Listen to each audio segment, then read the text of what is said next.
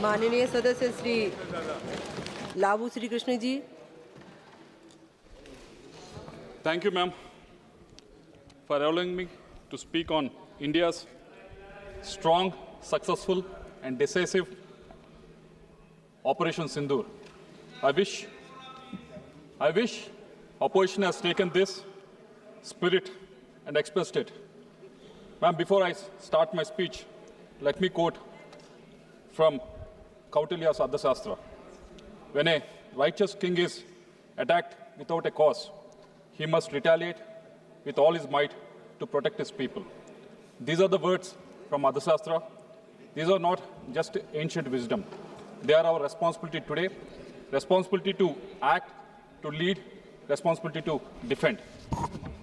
22nd April 2025, in Pahalgam, Kashmir has seen what has happened, India has seen what has happened, world has seen what has happened. 26 civilians were killed, 20 others were injured. It was more than a violence. It was an assault on the soul of India. Tourists were held at gunpoint, asked about their religion. Based on that, they were shot dead. They were shot dead in front of their children. They were shot dead in front of their wives. This is not war, it was slaughter. Just 10 days before this has happened, I was there in Kashmir. Kashmir was thriving. Tourists were everywhere. For me to travel 30 kilometers, it took almost 1.5 hours. When I asked the driver, taxi driver, he was telling me, the last 4 years or so, the tourists were flocking into Kashmir and the economy was thriving. But this Pahalgam attack has changed everything overnight. And India, as Kautilya said, has responded. On May 7th, Operation Sindoor was not just a retaliation, it was a statement of restraint, a statement of precision, a statement of resolve. We did not act in anger, we acted in accuracy. We did not just act with emotion, but we acted with ethics. Our actions were grounded in Article 51 of the UN Charter, which guarantees the inherent right of self-defense when a nation is attacked. When a terror crosses borders, self-defense is not just a right, it becomes a duty. With Operation Sindoor, India has sent a very strong message. The message was very clear. India will wait, but India will never forget. This is not aggression, this is assertive deterrence. And behind it stood our armed forces, men and women of unmatched courage. They fought with discipline, precision, and honor. On behalf of a grateful nation, I salute our Army, Navy, Air Force, and Special Forces. Jai Hind to every woman, every uniform that stood between India and terror. This clarity of action, this moral assertiveness was possible because of the bold leadership of Prime Minister Narendra Modi ji. Under his leadership, India moved from reactive to resolute, from strategic silence to strategic sovereignty. We have seen it with Uri surgical strikes, we have seen it with Balakot air strikes. And under the watch of Raksha Mantri, Rajnath Singh ji, Operation Sindoor was executed with both tactical brilliance and moral clarity. Moral clarity is the need of the hour. India's defense is now not just strong, it was swift, it was smart, and it was surgical. But we didn't stop at the battlefield. We took the truth to the world. 7 delegations, 32 nations. I had the honor of representing India in Qatar, Ethiopia, South Africa, and Egypt. It was led by a honorable member from the opposition side, Supriya Suleji. The members in this delegation came from all political parties, but when we were overseas in this delegation, we were all talking in one voice. And what we witnessed there, when we went there, was not just diplomacy. We saw solidarity. The world stood with India, not in sympathy, but in shared conviction. They saw what we stand for and what Pakistan stands for. India has a thriving democracy, whereas on the other side, Pakistan is literally an army-owned state. It has not had a prime minister who has completed 5 years of term after their independence. World has also witnessed what India has given. India has given non-violence and Gandhiji. Pakistan has given world terrorist training camps. We have given refugee to Dalai Lama, and Pakistan has given refugee to Osama bin Laden.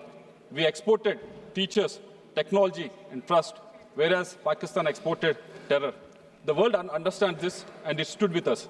That solidarity was not accidental. It was earned by our External Affairs Minister, Jaishankarji, and our diplomats who worked tirelessly across the continents. Our diplomats has positioned India as a voice of clarity, of responsibility, and of resolve in the divided world. But when we reflect on Pahalgam, on Operation Sindoor, and diplomacy that followed, three urgent truths emerge. The first action point, it is time the United Nations defined terrorism. For over 30 years, India's proposed comprehensive convention on international terrorism has been ignored. It has taken so many lives. Let's not just debate about terror, let's start about defeating it. And a terrorist is not a freedom fighter, he has no religion, he has no political ideology. A terrorist is a terrorist. We call upon the government to lead a global campaign for this long overdue definition to give the world moral clarity and legal tools to act, because I believe only India can lead this campaign. Second action point, we must work actively with like-minded nations to ensure Pakistan is relisted on the Financial Action Task Force. India must ensure that sponsors of terror are held accountable. UN Security Council Resolution 1373 passed after 9/11 requires every nation to deny financing, sheltering, and supporting terrorists. But across our borders, terrorists are not just shielded, they are celebrated. Their names are painted on the billboards. Their hate is shouted in public squares. Pakistan impunity has cost lives, Indian lives, global lives. We have gone across every country which has faced terror. Definitely in the terrorist activity, Pakistani fingerprint is very much visible. And the world can no longer look away. We call upon the government to use India's growing global influence to build a coalition for counter-terror finance and to ensure Pakistan duplicity is exposed and punished. And third action point, sovereignty is no longer just about land. It's not just about geography. It doesn't stop at the border. It flows through every policy, every innovation, every bite. It's about future readiness, digital, economic, energy-based, and more so importantly, defense. We have seen the example with regards to what's happening in Russia and Ukraine war. Both the countries are waging a war for a very long time, but now none of them are able to move an inch forward because technology is advancing so fast so that both the countries can really catch up. Yes, India has been the largest importer of defense in the world in 2014, but that has changed in the last 10 years. Now 60% of weapons and equipment are Indianized and domestically manufactured. But it's high time India creates a DARPA-style innovation agency, agile, autonomous, and outcome-driven to lead breakthroughs in defense tech mainly. Because in this era, technology is the new territory. If we don't climb it, someone else will. A sovereignty must be designed, coded, and manufactured in India. Example I want to give you is Marut. It was designed by HAL, first fighter jet designed and built in Asia outside the Soviet bloc in 1960s. It was there in India, a jet fighter which was designed and manufactured and delivered in India. It was in action. It has seen the action in 1971 Indo-Pak War also.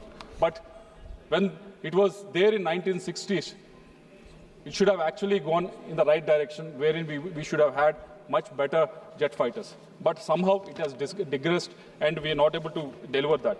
It's because unless we have a great vision, unless we have a strong leadership, it will not happen. So I request government to actually look at in a direction in such a way that this defense technology gets enough funding so that Indian manufacturing, Indian defense tech can be on par, because going forward, our sovereignty depends on how much and how well we can innovate, how much and how fast we can innovate in this country.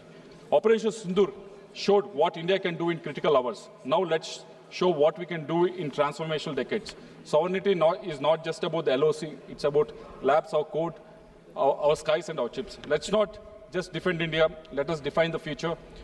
Not just power of strength, but a force of foresight. This is India's movement. I believe that rooted in our constitution, aligned with the international laws, protected by our armed forces, led by our bold leadership in the form of our Prime Minister Narendra Modi ji, and driven by the will of 1.4 billion Indians. Thank you. Jai Hind.